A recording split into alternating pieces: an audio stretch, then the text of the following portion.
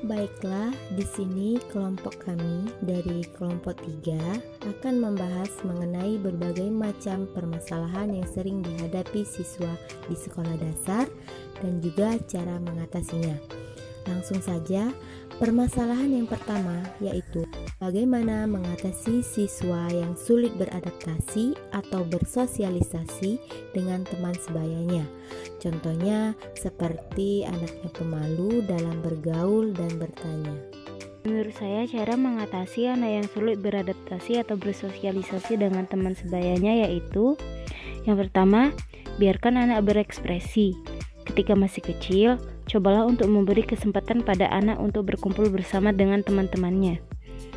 Misalnya mengikuti kegiatan olahraga atau kegiatan-kegiatan lain yang dapat mendorong bakat mereka. Yang kedua, jadilah role model. Sebagai orang tua, Anda harus bisa memberi contoh yang baik pada anak. Jadilah role model yang baik bagi anak-anak Anda. Sebab, anak biasanya akan mencontoh perilaku dan sikap orang tuanya. Dan yang ketiga, hadirkan suasana terbuka. Cobalah untuk menghadirkan suasana keluarga yang terbuka. Salah satunya dengan mengajak anak Anda berkomunikasi tentang berbagai kegiatan sehari-hari. Permasalahannya, siswa sulit diatur dan bertindak semaunya. Contohnya, tidak mau mendengarkan gurunya. Solusi kepada siswa yang sulit diatur dan bertindak semaunya, tidak mau mendengarkan ucapan gurunya. Solusi untuk menghadapi siswa yang susah diatur atau tidak mau mendengarkan ucapan gurunya adalah kita sebagai guru harus bisa memahami anak bahwa yang dihadapi adalah sosok individu yang sedang tumbuh dan baru dalam tahap membangun pengetahuannya. Anak belum bisa mengerti apa yang kita inginkan, pemahaman mereka belum seperti orang dewasa pada umumnya. Jadi intinya, tidak ada anak yang susah diatur, yang ada hanya anak yang belum mengerti saja. Maka dari itu, tugas guru adalah memberikan pemahaman pada anak dengan cara yang tepat. Masalah ketiga, kenapa anak bandel atau tak patuh suka melawan karena salah didik atau bagaimana? Contohnya, si anak bandel karena semasa kecilnya mendapat perilaku tidak baik dari ayahnya. Di sini solusi yang akan saya sampaikan yaitu: 1. Jangan berteriak, menghakimi atau membandingkan si anak dengan anak lain. Jangan berdebat saat berurusan dengan anak dan belajar untuk menghadapi mereka dengan penuh kasih sayang.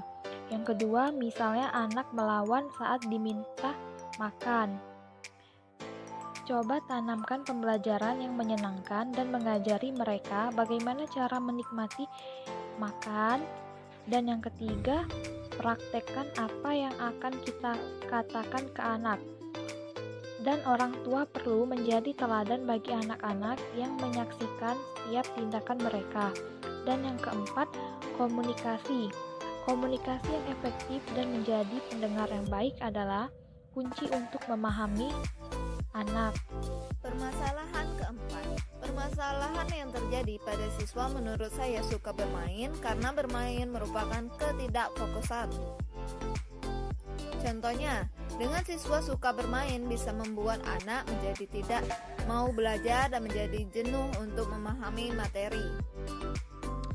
Menurut saya, mengatasi anak yang kurang fokus atau lebih suka bermain adalah dengan menggunakan media pembelajaran yang menarik.